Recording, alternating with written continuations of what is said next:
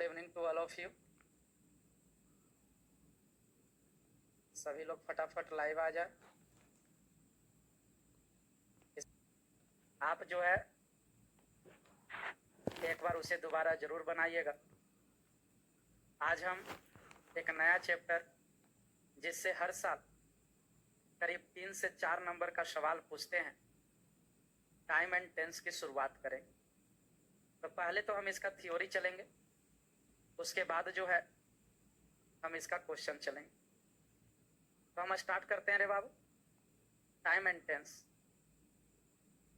चलो पढ़ाई पर ध्यान दोगे, अभी थ्योरी चल रहा है, कमेंट नहीं होनी चाहिए। कुछ बच्चे जब थ्योरी देते रहते तो उस समय कमेंट करते रहते, और जब उस समय कमेंट करते रहोगे तो फिर तुम समझोगे नहीं। उसका टेस्ट होगा बाबू, कल मैं बता दूंगा सिंटैक्स का टेस्ट कब होगा, आंसर कल अपलोड कर दूंगा।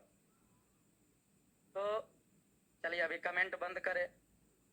परीक्षा में कॉमन एरर नहीं पूछता, ये क्रैश कोर्स का बैच है, फाउंडेशन बैच नहीं है। चलिए मैं स्टार्ट करता हूँ। कमेंट नहीं, मैं कमेंट अभी नहीं देखूंगा, अभी थ्योरी चल रहा है, आप थ्योरी देखें। जब पुराना किताब आप पलटिएगा तो उसमें टेंस लिखा रहता था, लेकिन नए बुक जब आप पलटेंगे तो उसमें टाइम एंड टेंस लिखा हुआ रहता है। तो बात उठता है कि सर आखिर टाइम और टेंस में अंतर है क्या? आखिर टाइम और टेंस में अंतर है क्या? तो सबसे पहला अंतर जो है रे बाबू, ग्रामर के आधार पे है। दूसरा अंतर यूनिवर्सल कंसेप्ट पर है, यूनिवर्सल कंसेप्ट पे। और तीसरा समय, दिन, महीना, वर्ष। अब दोनों में अंतर समझिएगा कि आखिर टाइम और टेंस दोनों में अंतर है क्या। तो पहला अंतर ग्रामर के आधार पे है बाबू। जैसे आप कोई शब्द फिजिक्स में पढ़ते हो उसे फिजिकल टर्म कहते हैं, मैथ में पढ़ते हो उसे मैथमेटिकल टर्म कहते हैं। उसी तरह से जो शब्द आप ग्रामर में पढ़ते हो तो हम उसे ग्रामेटिकल टर्म कहते हैं। तो ग्रामर में हमें पढ़ने के लिए टाइम नहीं मिलता, ग्रामर में पढ़ने के लिए हमें टेंस मिलता है। दैट मीन्स पहला डिफरेंस हम कह सकते हैं कि टेंस एक ग्रामेटिकल टर्म है, लेकिन टाइम ग्रामेटिकल टर्म नहीं है। टेंस ग्रामेटिकल टर्म है, लेकिन टाइम ग्रामेटिकल टर्म नहीं है। पहला अंतर मैंने बताया कि टेंस एक ग्रामेटिकल टर्म है, लेकिन टाइम ग्रामेटिकल टर्म नहीं है। दूसरा अंतर बाबू आपका यूनिवर्सल कंसेप्ट पे। यह यूनिवर्सल बना है यूनिवर्स से।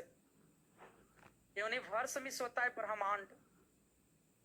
ब्रह्मांड कहते हैं पूरा संसार को, और कंसेप्ट मीन्स होता है विचारधारा, जिसको आप सोच भी कह सकते हैं। यानी कि वैसी विचारधारा, वैसी सोच जिसके बारे में संसार के सभी लोग जानते हो, चाहे वह पढ़े लिखे हो या तो अनपढ़ हो। तो आपको पता होगा रे बाबू कि टाइम के बारे में हर लोग जानते हैं, चाहे वह पढ़े लिखे लोग हों या तो अनपढ़। अनपढ़ लोग भी सूर्य की दशा देख कर बता देते हैं कि अभी शाम के 4 बज रहे, अभी दोपहर के 12 बज रहे, अब सुबह होने वाली। लेकिन टेंस के बारे में वही बताएंगे, टेंस के बारे में वही बताएंगे जो पढ़ने लिखने का काम करते हैं। तो टाइम के बारे में सब लोग जानते हैं, लेकिन टेंस के बारे में सिर्फ पढ़े लिखे लोग जानते हैं। दैट मीन्स हम कह सकते हैं कि टाइम एक यूनिवर्सल कंसेप्ट है, लेकिन टेंस यूनिवर्सल कंसेप्ट नहीं। और तीसरा बाबू कि टाइम से समय, दिन, महीना और वर्ष का बोध होता है, जबकि टेंस से समय, दिन, महीना और वर्ष का बोध नहीं होता। एक बच्चा पूछ रहा है यूनिवर्सल का मतलब, पूरा लिखा हुआ यूनिवर्सल बना, यूनिवर्स, यूनिवर्स मीन्स ब्रह्मांड, ब्रह्मांड मीन्स पूरा संसार। तो फिर पूछ रहा है यूनिवर्सल का मतलब सर, पूरा लिखा हुआ आपके बोर्ड पे। तो अभी तक हमने टाइम और टेंस में 3 अंतर बताया बाबू। पहला, टेंस ग्रामेटिकल टर्म होगा, जबकि टाइम ग्रामेटिकल टर्म नहीं होगा। टाइम यूनिवर्सल कंसेप्ट होगा, जबकि टेंस यूनिवर्सल कंसेप्ट नहीं होगा।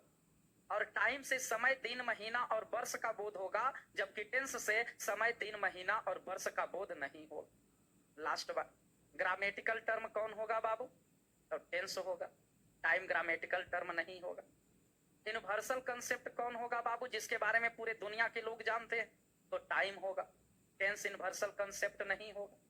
समय, दिन, महीना, वर्ष का बोध कौन कराएगा? तो टाइम कराएगा। टेंस से समय, दिन, महीना का वर्ष बोध नहीं होगा। अब बात उठता है कि सर आप बोले कि टेंस पढ़ाएंगे और उस समय से आप सिर्फ टाइम टेंस किए जा रहे हैं। आखिर टेंस का मतलब क्या होता है? टेंस का मतलब क्या होता है? टेंस कहते किसे? तो अब हम टेंस को डिफाइन करेंगे कि आखिर टेंस कहते किसे। तो टेंस का डिफिनेशन निकालने के लिए बाबू सबसे पहले मैं 3 वाक्य लिखता हूं, समझिएगा रे बाबू। मैंने एक लिखा, आई ईट ए मैंगो, मैं एक आम खाता हूं।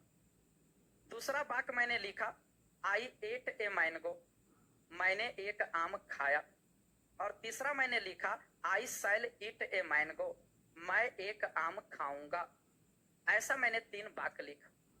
आज जो है आपका डायरेक्ट हिट भी हो जाएगा, जिसे बोर्ड में क्वेश्चन पूछते हैं। अब बच्चे लोग बचपन में टेंस पढ़े होंगे, आपके पास 3 ऑप्शन है, आपको जवाब देना है प्रेजेंट टेंस, पास्ट टेंस और फ्यूचर टेंस में। रवि कुमार तुम बेवकूफ हो, किसी का कमेंट का आंसर नहीं देंगे, अभी थ्योरी चल रहा है, थ्योरी सुनिए। मेरा कमेंट का आंसर नहीं देते हैं सर, आपसे दुश्मनी है। आई ईट ए मैंगो, मैं एक आम खाता हूं।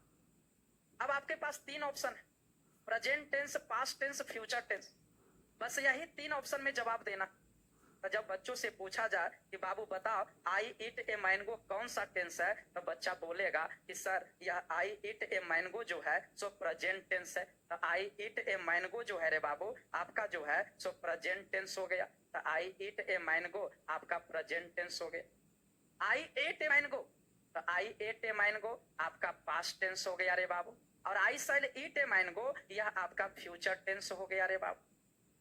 अब टेंस का डिफिनेशन सीखिए कैसे निकल रहा है। अब जरा तीनों वाक्य पे गौर फरमाइएगा, ध्यान से खाली सुनते रहे। आई आई सेम है, ए मैंगो सेम है। आई आई सेम है, मैंने बोला कि आई आई सेम है रे बाबू। उसी तरह से आपका जो है यहां पर भी ए मैंगो सेम है। अंतर सिर्फ कहां हो रहा है बाबू, यहाँ ईट है, यहाँ एट है, यहाँ शैल ईट है। ईट मीन्स खाना, ये वर्ब है। देखो इधर वर्ब बदल रहा है तो उधर टेंस बदल रहा है, इधर वर्ब बदल रहा है तो उधर टेंस बदल रहा है। इधर ईट का एट हो रहा है, इधर शैल ईट हो रहा है, तो उधर प्रेजेंट का पास्ट हो रहा है, फ्यूचर हो रहा है। दैट मीन्स पहला चीज हम कह सकते हैं कि टेंस बनता है किसका, तो वर्ब का। पहला चीज आप याद रखेंगे बाबू कि टेंस बनता है किसका, तो वर्ब का बनता है। इससे हमको एक चीज पता चला कि टेंस बनेगा किसका, तो वर्ब का बनेगा। अब थोड़ा सा समझिएगा, क्या यह वर्ब फॉर्म को एक समान रखता है? नहीं, ईट को एट कर दिया, यहाँ शैल ईट कर दिया, यह वर्ब को एक समान नहीं रखता है। यह वर्ब फॉर्म को जो है सो क्या करता है कि बदल देता है। क्यों बदल देता है बाबू, ये भी अभी आप देख लीजिए बाबू। प्रेजेंट टेंस से पता चलता है कि कोई काम वर्तमान समय में किया गया। पास्ट टेंस से पता चलता है कि कोई काम आज के पहले, पास्ट टाइम, भूत समय में किया गया। और फ्यूचर टेंस से पता चलता है कि कोई काम आज के बाद भविष्य समय में किया जाएगा। दैट मीन्स हम कह सकते हैं रे बाबू कि कार्य का समय का पता चलता है। यानी कि पहला बात याद रखना, टेंस बनता है वर्ब का, यह वर्ब फॉर्म को बदल देता है कार्य के समय के अनुसार, कार्य के समय के अनुसार। दैट मीन्स हमारा डिफिनेशन हो सकता है रे बाबू, ध्यान से समझिएगा कि टेंस चेंजेज, टेंस बदल देता है the form of the verb, यानी कि वर्ब के रूप को। लिखने की जरूरत नहीं है, पीडीएफ मिल जाएगा। टेंस चेंजेज, टेंस बदल देता है the form of the verb according to time of an action, according to समय के अनुसार, टाइम ऑफ एन एक्शन। ये आपका टेंस का डिफिनेशन हुआ। अब पीछे से हिंदी करके देखे रे बाबू, एक कार्य के समय के अनुसार, अकॉर्डिंग टू का मतलब के अनुसार। कह रहा रे बाबू एक कार्य के समय, एक कार्य के समय के अनुसार वर्ब फॉर्म में जो परिवर्तन होता है उसे ही टेंस कहते हैं। हमारा हमारा टेंस का डेफिनेशन क्या निकला? कार्य के समय के अनुसार वर्ब फॉर्म में जो परिवर्तन होता है उसे ही टेंस कहते हैं। अगर ठेठ भाषा में पूछे तो आप इतना ही बोलिएगा कि टेंस बनता है किसका? तो वर्ब का, या वर्ब के फॉर्म को बदल देता है किसके समय के अनुसार? तो कार्य के समय के अनुसार। दैट मीन्स हम कह सकते हैं कि कार्य के समय के अनुसार वर्ब फॉर्म में जो परिवर्तन होता है उसे ही टेंस कहते हैं। फिर से लास्ट बार सुन लो, कार्य के समय के अनुसार वर्ब फॉर्म में, किसके समय के अनुसार? तो कार्य के समय के अनुसार। कौन फॉर्म में? तो वर्ब फॉर्म में क्या होता है? जो परिवर्तन होता है उसे ही टेंस कहते हैं। अब बात उठता है इसमें वर्ब फॉर्म आ रहा है, तो आखिर ये वर्ब फॉर्म क्या होता है, हम इसके बारे में जान लेते हैं रे बाबू। ये वर्ब फॉर्म जो है सो V1 से लेकर V5 तक होता है। V1 से लेकर V5 तक होता है। अब बात उठता है कि सर हम कैसे पहचानेंगे कि कौन V1 है, कौन V2 है, कौन V3 है, कौन V4 है और कौन V5? बड़ी आसान तरीका है बाबू, समझोगे? मैंने बोला कि बहुत आसान तरीका है, समझोगे? अगर आपका वर्ब में एस या ईएस लगा हुआ है तब वह V5 है, इसको जानना बहुत जरूरी है। अगर आपका वर्ब में ING लगा हो तब वह V4 होगा। यदि आपका हैज, हैव, हैड के बाद आएगा, यदि आपका हैज, हैव, हैड के बाद आएगा तब वह V3 होगा। PDF नहीं मिल रहा है अभी, पढ़ो नहीं यार, लास्ट में बता देंगे PDF कहाँ मिलेगा। और जो मीनिंग रटते हैं, जो मीनिंग रटते हैं वह V1 होता है, और जो मीनिंग नहीं रटते हैं वह V2 होता है। पहले आप इस थ्योरी को रटो, फिर मैं समझा रहा हूं कि कैसे पकड़ोगे। मैंने क्या बोला कि वर्ब में एस या ईएस लगेगा तब V5 होगा, वर्ब में ING लगेगा तब V4 होगा, हैज, हैव, हैड के बाद आएगा V3 होगा। जो मीनिंग रटते हैं V1, जो मीनिंग नहीं रटते हैं V2। वर्ब में एस या ईएस लगेगा V5, ING लगेगा V4, हैज, हैव, हैड के बाद आएगा V3, और जो मीनिंग रटते हैं V1 और जो मीनिंग नहीं रटते हैं V2। बोलिएगा सर वो कैसे? समझोगे? जैसे मैंने यहाँ पर एक शब्द लिखा, एक वर्ब लिखा वाक्ड। यदि मैं पूछूं कि बच्चे बताओ वाक्ड का हिंदी क्या होगा, तो बच्चा बोलेगा, ना लगाकर हिंदी करना है, बच्चा बोलेगा कि सर वाक्ड का मतलब टहलना। लेकिन आप याद करें कि टहलना का मीनिंग आप बचपन में क्या रटते थे? बाक रटते थे, मैडम आपको रटवाती थी। तो बाबू ये बाक जो मीनिंग रट रहे हैं ये V1 है, जो नहीं रट रहे हैं V2 है। अगर हैज, हैव, हैड के बाद आएगा तो ये हैज बाक्ड V3 होगा। अगर इसमें ING लगा देंगे बाकिंग तब यह V4 हो जाएगा, और जब बाक में एस या ईएस लगा देंगे तब V5 हो जाएगा। एज फॉर एग्जाम्पल आप जरा अगर मन में जवाब देकर कोशिश करना देने का। सपोज दैट रे बाबू कहीं पर आपका लिखा हुआ है, सपोज दैट रैन लिखा हुआ है। अगर बच्चों से अरे बाबू वीडियो रुक रहा है तो आपका नेट का प्रॉब्लम है, यहाँ का प्रॉब्लम नहीं है, यहाँ वीडियो चल रहा है। अगर आपसे पूछा जाए कि बताओ रैन का मतलब क्या होगा, तो बच्चे बोलेगा क्या कि रैन का मतलब दौड़ना। लेकिन आप याद करो कि दौड़ना का मीनिंग क्या होता था? रन। तो जो मीनिंग रट रहे हैं वह क्या है? V1। जो नहीं रट रहे हैं वो कौची है? V2। अगर आपका हैज, हैव, हैड के बाद आया, जैसे हैड रन आ गया तो यहाँ पर ये रन V3 होगा। अब इसमें ING लगा दो रे बाबू तो ये रनिंग, तो ये V4 हो जाएगा। और एस या ईएस लगा दो बाबू तो रन्स, तो ये क्या हो जाएगा? V5 हो जाएगा। यानी कि जो मीनिंग रटेंगे V1, जो नहीं रटेंगे V2। हैज, हैव, हैड के बाद आएगा V3, ING लगेगा V4 और एस या ईएस लगेगा V5। आशा करता हूं कि बच्चे छाट लेंगे कि V1, V2, V3, V4, V5 कौन कौन है। तो अभी तक हमने 3 चीज बताया।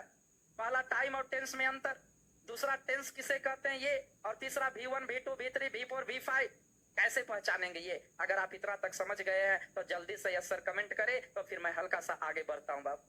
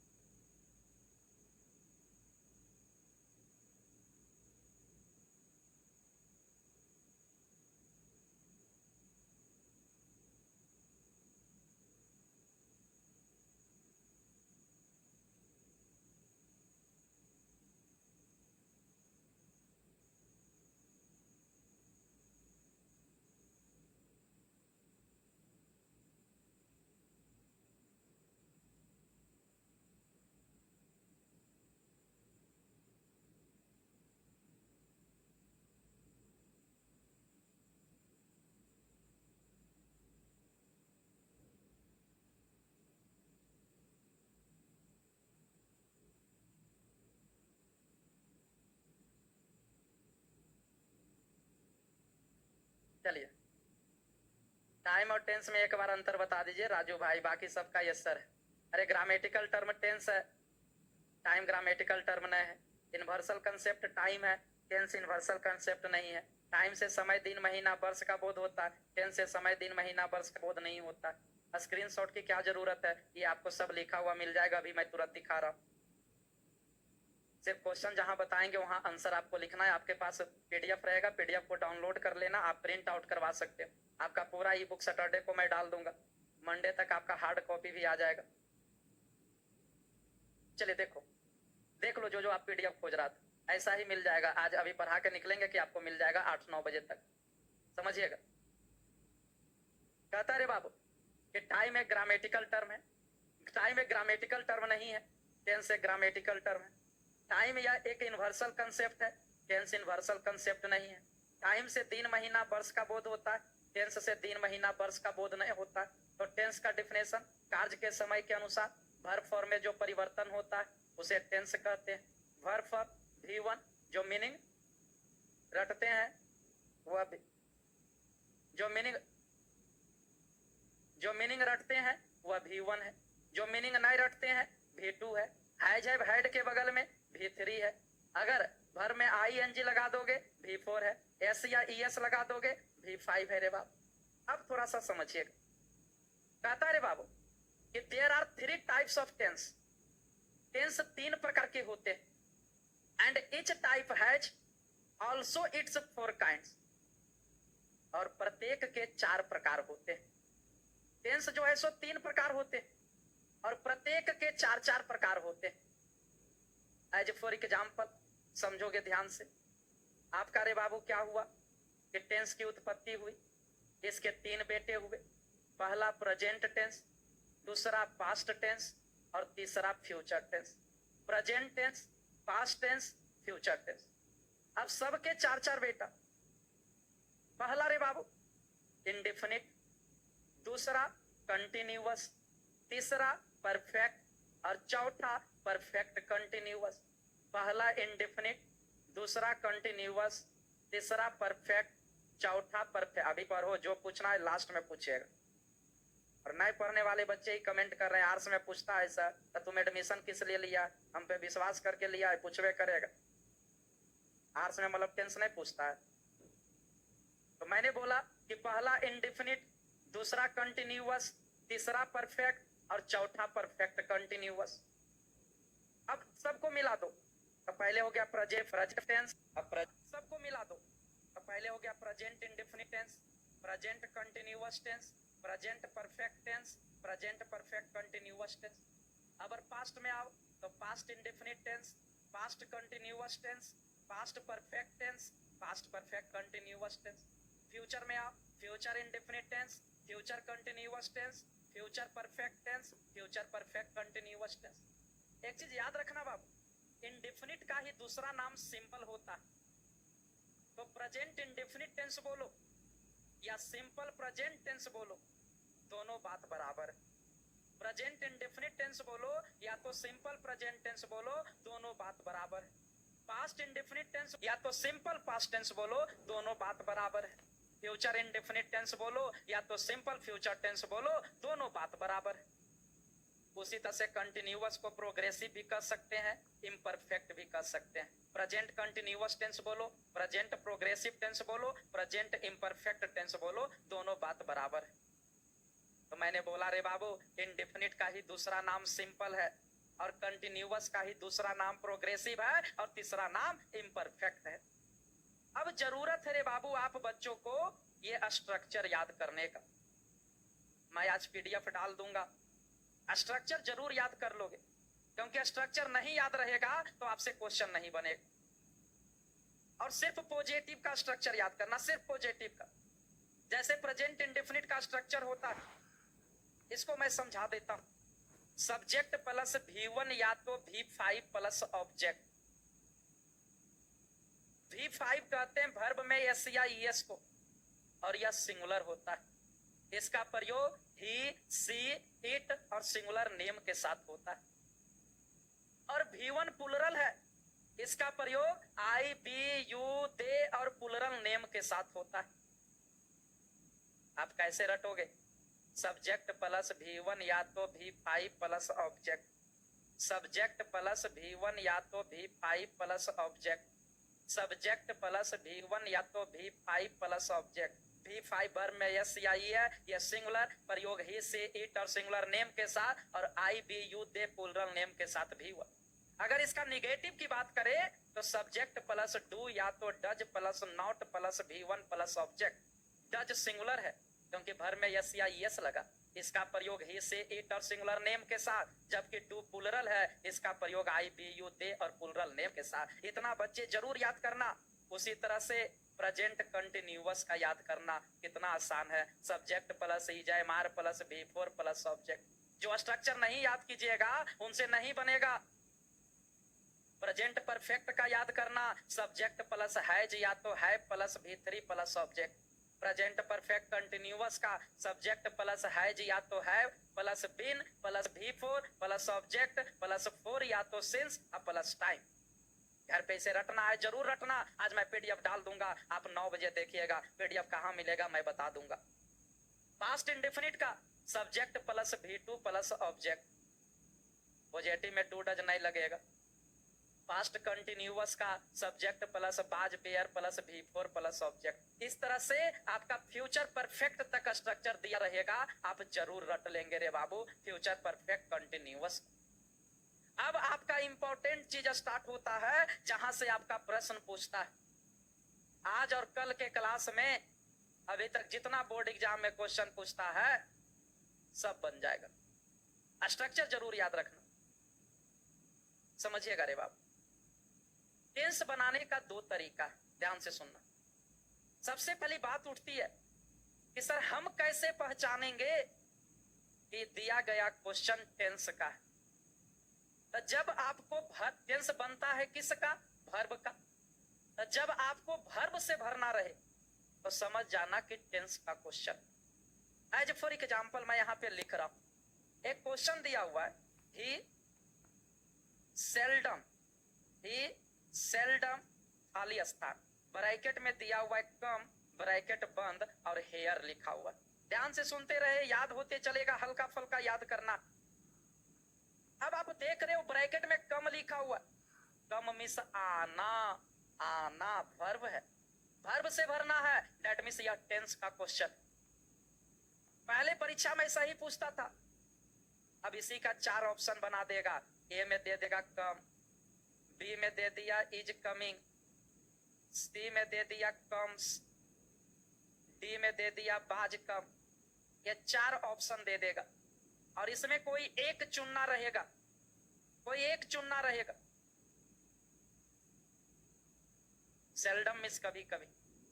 तो जब ब्रैकेट में वर्ब से भरना है, या तो देखो ना जितना दिया हुआ है सब वर्ब दिया हुआ है, समझ जाइए टेंस का क्वेश्चन। और बाबू परीक्षा में डायरेक्ट हिट से ही पूछता है, हिंदी करने के लिए बहुत कम जगह आएगा। और इस बार तो हमने सारे नियम को डायरेक्ट हिट में बदल दिया है, बस 2 नियम में हिंदी करना पड़ेगा आपको। अब बात उठता है कि टेंस बनावेंगे कैसे। तो सुन लो, टेंस बनाने का 2 तरीका है। पहला डायरेक्ट हिट है और दूसरा हिंदी करके है। बच्चे बच्चियां याद रखेंगे, टेंस बनाने का 2 तरीका, पहला डायरेक्ट हिट और दूसरा हिंदी करके। टेंस बनाने का 2 तरीका, पहला डायरेक्ट हिट और दूसरा हिंदी करके। अब बात उठता है कि सर ये डायरेक्ट हिट क्या होता है। तो समझिए, बहुत सारे बच्चों की शिकायत होती है कि सर हमें हिंदी करने के लिए नहीं आता है। अब हिंदी करने के लिए नहीं आता है तो बनेगा कैसे भाई। तो कुछ विद्वान लोगों ने क्या किया कि कुछ ऐसे शब्दों का चयन कर लिया जिसमें कंफर्म है कि यही टेंस होगा, अखमुन्ना शॉट मारना है, उसी को डायरेक्ट हिट कहते हैं। मतलब कि अगर ये शब्द रहेगा तो फिक्स है कि यही टेंस होगा, वही डायरेक्ट हिट कहलाता है। तो अभी हम जितना नियम पढ़ाएंगे वो जनरली डायरेक्ट हिट वाला पढ़ावेंगे बाबू, और वही बोर्ड में सबसे ज्यादा पूछता है, तब फिर हम हिंदी वाला पढ़ाएंगे। तो पहले प्रेजेंट इंडेफिनिट का चलते हैं, इसको घर पे रटिएगा, आज रटना बहुत है। 2 चीज रटिएगा, एक स्ट्रक्चर और दूसरा डायरेक्ट हिट नियम, जो भी नए बच्चे जुड़े हैं और हमारे ओल्ड स्टूडेंट भी। मैं इसको 1-2 बार गुनगुनाता हूं, हो सकता है आपको मेरे साथ याद हो जाए। मैं इसे 4-5 बार बोलूंगा, हड़बड़ाइए नहीं, लेकिन पहला 2 बार में आप खाली सुनिएगा और तीसरा बार में हमारे साथ गुनगुनाइएगा। मैंने बोला रे बाबू, always, often, daily, every, seldom. Always, often, daily, every, seldom. अभी तक सिर्फ हमने 5 बोला। Always, often, daily, every, seldom. Always, often, daily, every, seldom. Always, often, daily, every, seldom. इसके साथ 3 और जोड़ते हैं, हार्डली, रेयरली, स्कार्सली। टोटल 8 हो गया बाबू। Always, often, daily, every, seldom. Hardly, rarely, scarcely. Always, often, daily, every, seldom. Hardly, rarely, scarcely. 4 और जोड़ लेते हैं, usually, sometime, generally, habitually. Total 12 हो गया।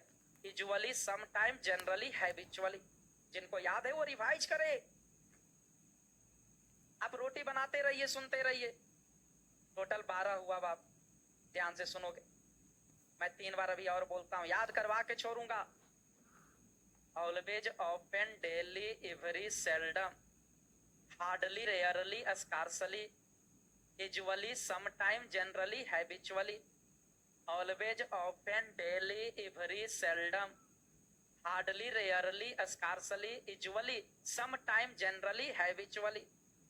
धीरे धीरे बोलता हूं, always, often, daily, every, seldom.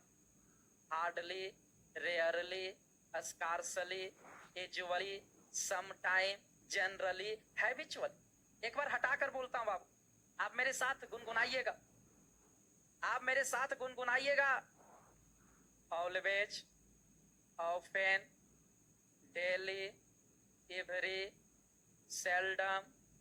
Hardly, rarely, scarcely. Usually, sometime, generally, habitually. Last बार, always, often, daily, every, seldom. Hardly, rarely, scarcely. Usually, sometime, generally, habitually. अब एक बार आप घर पे रट लेना, या कुछ कुछ रटा के जाओ। अगर इतना शब्द तुमको वाक्य में नजर आ जाए, अरे नेवर होगा या नहीं होगा, आगे नियम आएगा। पहले जो पढ़ा रहे हैं सो देखो ना यार। थ्योरी में तुम क्या नहीं समझ रहे हो, एक गधा भी बैठेगा तो समझ जाएगा। और नहीं भरोसा है तो आप किन्हीं को बैठा ले, किसी दोस्त को बैठा लो। आप अपने घर वाले को ही बैठा लो जिनका पढ़ाई से नाता 10 साल पहले छूट गया। अगर वो भी नहीं समझ गए तो हम पढ़ाना छोड़ देंगे, वो भी समझ जाएंगे। अगर इतना शब्द में कोई भी शब्द तुम्हें नजर आ जाए तो आंख बंद करके प्रेजेंट इंडेफिनिट टेंस मारना। Present indefinite. इतना में से एक शब्द भी वाक्य में रहेगा तो प्रेजेंट इंडेफिनिट टेंस होगा। तुमको क्वेश्चन पेपर मिले, इतना में से एक शब्द भी नजर आवे, समझ जाना प्रेजेंट इंडेफिनिट टेंस होगा। एज फॉर एग्जाम्पल, आपका क्वेश्चन दिया हुआ है, बच्चे जवाब देंगे। He always go to temple। परीक्षा में तो 4 ऑप्शन देगा। अब देखो, एक बच्चे को हिंदी का पढ़ा हुआ है, हैबिचुअली का हिंदी। सर जी, अरे भाई जी आप पढ़िए यार, बहुत हिंदी पे ध्यान देते हो। हैबिचुअली का मतलब आदतन होता है, आदतन, आदत से। अर्पिता कुमारी सर, स्ट्रक्चर एक बार फिर से स्ट्रक्चर रट लीजिएगा बाबू, ऐसे मैं बताता हूँ। चलो पढ़ाई पे ध्यान। He always go to temple। पहले बनाने का तरीका सीखो जो नए बच्चे हैं। ब्रैकेट में गो दिया हुआ है, गो मिस जाना, वर्ब से भरना है।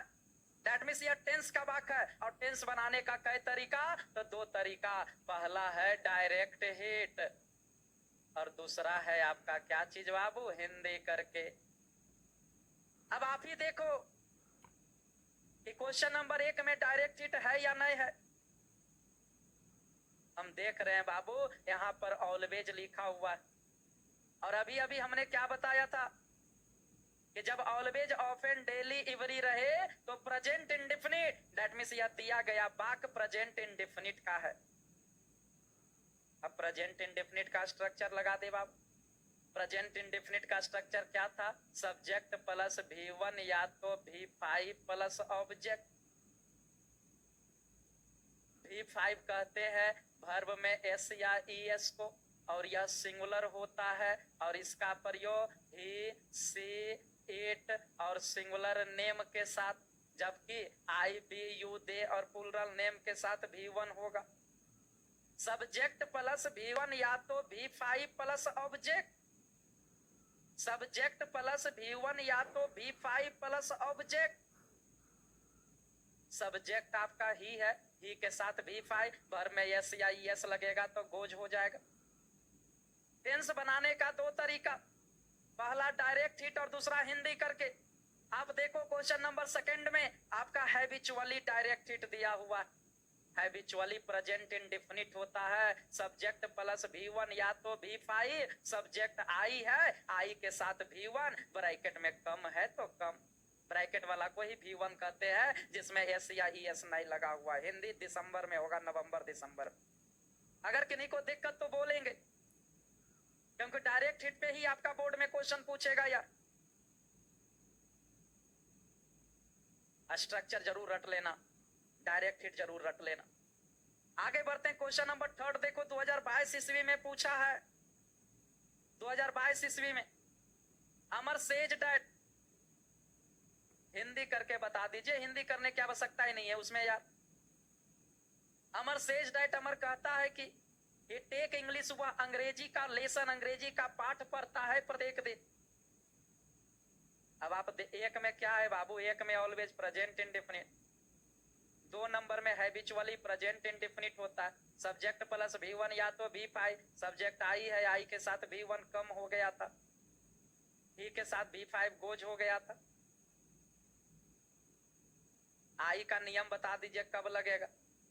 V1 का प्रयोग आई, बी, यू, दे और प्लूरल नेम के साथ होता है। एक बच्चा देखो बोल रहा है सर 3 नंबर फिर से सर, अभी 3 नंबर पर है, बोन किया। अब आप देखिए ब्रैकेट में टेक से भरना है, टेक मिस लेना, वर्ब है रे बाबू, वर्ब से भरना है, डेट मींस टेंस का क्वेश्चन है। और टेंस बनाने का दो तरीका, एक डायरेक्ट हिट और दूसरा हिंदी करके। अभी आपको सिर्फ डायरेक्ट हिट खोजना है, अभी सब क्वेश्चन हम उसी पे बता रहे। आप देख लो कि वाक्य में डायरेक्ट हिट है या नहीं है। जब आप इसे पढ़िएगा तो पता चलेगा यहाँ इवरी लिखा हुआ है, और इवरी डायरेक्ट हिट है, प्रेजेंट इंडेफिनिट का always, often, daily, every, always, often, daily, every, seldom. Every direct hit है, प्रेजेंट इंडेफिनिट का सब्जेक्ट प्लस V1 या तो V5, सब्जेक्ट ही है, ही के साथ V5, टेक में एस लगेगा, टेक्स हो जाएगा। चलिए आगे बढ़ते हैं बाबू। तो ये प्रेजेंट इंडेफिनिट का डायरेक्ट हिट था। अब प्रेजेंट कंटिन्यूअस के डायरेक्ट हिट में आते हैं। ऐसा नहीं कि अभी प्रेजेंट इंडेफिनिट का नियम सब खत्म हो गया, अभी सिर्फ डायरेक्ट हिट वाला नियम बता रहा हूं, तब फिर हिंदी वाला नियम बताऊंगा। सबसे पहले प्रेजेंट कंटिन्यूअस का स्ट्रक्चर आपको याद होनी चाहिए, और प्रेजेंट कंटिन्यूअस का स्ट्रक्चर कहता है subject plus is, am, are plus V4 और प्लस ऑब्जेक्ट। डायरेक्ट हिट जरूर रट के रखना, परीक्षा में इसी से क्वेश्चन आएगा। Subject plus is, am, are plus V4 plus object. अगर डायरेक्ट हिट नहीं हुआ तो हिंदी करेंगे, हिंदी वाला भी नियम बताएंगे आगे। प्रेजेंट कंटिन्यूअस बाबू, subject plus is, am, are plus V4 plus object, इसको भी रटिएगा। मैं 2-3 बार बोलता हूं। जब आपको प्रेजेंट इंडेफिनिट याद हो गया यार, तो फिर ये आपका प्रेजेंट कंटिन्यूअस में क्या रखा हुआ है, एवरी डे में एवरी था ना सर, एवरी ही डायरेक्ट हिट है। समझिएगा प्रेजेंट कंटिन्यूअस का। Now, this time, present time. अभी हमने बोला now, this time, present time, at present, at the moment. Now, this time, present time, at present, at the moment. Now, this time, present time, at present, at the moment. तो और बढ़ा देते, now A days, this days. मेरे साथ गुनगुनाओगे बाबू देखकर।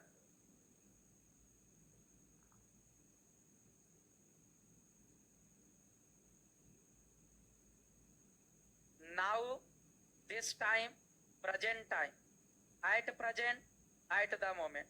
Nowadays, these days. Now, this time. present time, at present, at the moment. Nowadays, these days. Now, this time, present time, at present, at the moment, nowadays, these days. मैंने क्या बोला रे बाबू? Now, this time, present time, at present, at the moment, nowadays, these days. बोलोगे, गुनगुनाओगे, जितना बोलोगे उतना याद होगा. Now, this time, present time, at present, at the moment, nowadays, these days. Now, this time, present time, at present, at the moment, nowadays, these days. एक बच्चा पूछ रहा है सर रटना जरूरी है, नहीं रटिएगा आपको याद नहीं रहेगा तो बनाइएगा कहां से? Now, this time, present time, at present, at the moment, nowadays, these days. अगर इतना में से आपको एक शब्द भी नजर आ जाए, समझ जाइएगा कि दिया गया वाक्य प्रेजेंट कंटिन्यूअस का है. अगर इतना में से एक शब्द भी नजर आ जाए, समझ जाना कि यह दिया गया वाक्य प्रेजेंट कंटिन्यूअस का है. एज फॉर एग्जाम्पल रे बाबू, आपका कुछ क्वेश्चन दिया हुआ है, जरा गौर फरमाएंगे. यहां पर ब्रैकेट में स्टिच है. स्टिच में से पढ़ाना ना लगल है, यह एक वर्ब है. वर्ब से भरना है, दैट मीन्स यह टेंस का क्वेश्चन है. वर्ब से भरना है, दैट मीन्स टेंस का क्वेश्चन है. भूल जाते हैं सर, याद करते हैं तो बार बार लिखिए, नहीं भूलिएगा. मानव से बढ़कर कोई चीज थोड़े है. जब आपसे नहीं हो सकता है तो फिर किससे होगा? समझिएगा. टेंस बनाने का दो तरीका, पहला डायरेक्ट हिट और दूसरा हिंदी करके. अभी हम सारा नियम डायरेक्ट हिट वाला चल रहे हैं. आप इस वाक्य को पढ़कर देखो. आई टीच नाउ, यहाँ पर नाउ लिखा हुआ है और अभी अभी बताए थे नाउ होता है प्रेजेंट कंटिन्यूअस. प्रेजेंट कंटिन्यूअस का स्ट्रक्चर क्या होता है रे बाबू? सबसे पहले सब्जेक्ट, तब फिर इज, एम, आर, और तब फिर बी फोर, और तब फिर ऑब्जेक्ट. कुछ बच्चा क्या करता है, जैसे अभी कुछ एक दो बच्चा कर रहा है, लक्ष्मण कुमार, मंजीत कुमार एक दो को कर रहा है. क्या कर रहा है सो देखना. वो टीचिंग लिख देगा, कहेगा प्रेजेंट कंटिन्यूअस तो हो गया सर, आईएनजी लगा दिए, प्रेजेंट कंटिन्यूअस हो गए. जबकि उसे पता होनी चाहिए कि प्रेजेंट कंटिन्यूअस में इज एम आर भी होता है, इज एम आर छोड़ देता है. तो प्रेजेंट कंटिन्यूअस का फुल्ली स्ट्रक्चर लगाइए. Subject plus is am are plus V four, subject I, I के साथ एम, और तब भी फोर टीचिंग होगा. उसी तरह से क्वेश्चन नंबर सेकंड देखो, यहाँ एट प्रेजेंट लिखा हुआ है और एट प्रेजेंट है, दैट मीन्स प्रेजेंट कंटिन्यूअस होगा. Present continuous subject plus is am are, Pakistan के साथ इज, और वर्ब में आईएनजी. तो वर्ब आपका फेस है, लास्ट में ई है, ई हट जाएगा और आईएनजी लगेगा तो इज फेसिंग हो जाएगा. यानी कि एट प्रेजेंट वर्तमान समय में पाकिस्तान इज फेसिंग, पाकिस्तान सामना कर रहा है फ्लड प्रॉब्लम, बाढ़ समस्या का. आशा करता हूं कि प्रेजेंट कंटिन्यूअस भी समझ गए हूं. एक और बता देता हूं बाप, समझिएगा. वर्तमान समय में पाकिस्तान सामना कर रहा है. सर एक बार प्रेजेंट कंटिन्यूअस का स्ट्रक्चर बताइए ना. देखो ना बोर्ड पर लिखल है, देखिए अखिया जैसा कस के फार हो जाएगा. Subject plus is am are plus V four plus object. अब मेरे बताने से नहीं होगा, आपको रटना पड़ेगा. चलिए प्रेजेंट परफेक्ट का अब डायरेक्ट हिट देखो बाप, ध्यान से सुनिएगा. प्रेजेंट परफेक्ट का स्ट्रक्चर क्या होता है? तो प्रेजेंट परफेक्ट का स्ट्रक्चर होता है सब्जेक्ट प्लस हैज या तो हैव, प्लस भी थ्री, प्लस ऑब्जेक्ट. तो कहता है, ध्यान से सुनना, फ्लड का हिंदी बार होता है. At already just now, at already just now, even now up to now. At already just now, even now up to now. At already just now, even now up to now. At already just now, even now, up to now, lately, recently, during the last few days, so far before, it already, just now, even now, up to now, lately, recently, during the last few days, so far और before. मैंने क्या बोला बाबू, गुनगुनाओगे? It already, just now, even now का मतलब अब तक, up to now, lately, recently, during the last few days, so far और before. It, वो गुनगुनाओगे बाबू? It already, just now, even now, up to now, lately, recently, during the last few days, और so far और before. अगर इतना रहेगा तो present perfect tense होगा। थोड़ा सा बच्चा और कंफ्यूज कहां करता है, सो समझो। कुछ देर पहले बताए थे कि नाउ प्रेजेंट कंटिन्यूअस होता है, अब इसमें भी नाउ आ गया। तो याद रखना कि जब सिर्फ और सिर्फ NOW नाउ रहा तो प्रेजेंट कंटिन्यूअस, और कुछ लगा के नाउ रहा, जैसे नाउ के पहले जस्ट है, जस्ट लगा के नाउ, इवन लगा के नाउ, अप टू लगा के नाउ, तब प्रेजेंट परफेक्ट होगा। अगर सिर्फ और सिर्फ नाउ रहा तो प्रेजेंट कंटिन्यूअस, और अगर कुछ लगा के नाउ रहा, जैसे just now, even now, up to now, तब प्रेजेंट परफेक्ट होगा। लेटली, रिसेंटली का मतलब हाल ही फिलहाल। अगर नाउ रहा तो प्रेजेंट कंटिन्यूअस, लेकिन कुछ लगा के नाउ रहा तब प्रेजेंट परफेक्ट होगा। रिसेंटली का मतलब हाल ही फिलहाल, हाल फिलहाल में। एक चीज और जानना, एट जो है एक निगेटिव वर्ड है, नकारात्मक शब्द है। वाक्य में नॉट रहे या ना रहे, अगर वाक्य में एट आ गया तो हमेशा अपने साथ नॉट का प्रयोग लेगा। YET, एट एक निगेटिव वर्ड है। वाक्य में नॉट रहे या ना रहे, ये हमेशा अपने साथ नॉट का प्रयोग लेगा। एक बच्चा पूछ रहा था, हैज हैव कहाँ लगेगा सर? ही, सी, इट और सिंगुलर नेम के साथ हैज लगेगा, जबकि आई, बी, यू, दे और प्लुरल नेम के साथ बाबू आपका हैव लगेगा। अब देख रहे हो कि यहाँ एट लिखा हुआ, एट है, प्रेजेंट परफेक्ट हो। प्रेजेंट परफेक्ट में हैज या तो है, ही के साथ हैज हो गया। एट निगेटिव है, नॉट होगा, और भी3 कम, केम, कम। यहाँ पर बाबू जस्ट नाउ है। अगर सिर्फ नाउ रहता तब प्रेजेंट कंटिन्यूअस, लेकिन जस्ट नाउ है, प्रेजेंट परफेक्ट होगा। दे के साथ है, गो का भीतरी कौन। आशा करता हूँ सभी बच्चे समझ गए होंगे। अगर समझ गए हैं तो फटाफट यस सर में कमेंट करें। 4 नंबर का मिनिमम पूछेगा टाइम एंड टेंस से। PDF आपको 9 बजे रात तक, 10 बजे रात तक मिल जाएगा। सुबह 10 बजे रात तक कंफर्म मिल जाएगा। प्ले लिस्ट में जाओगे, प्ले लिस्ट में क्लिक करोगे तो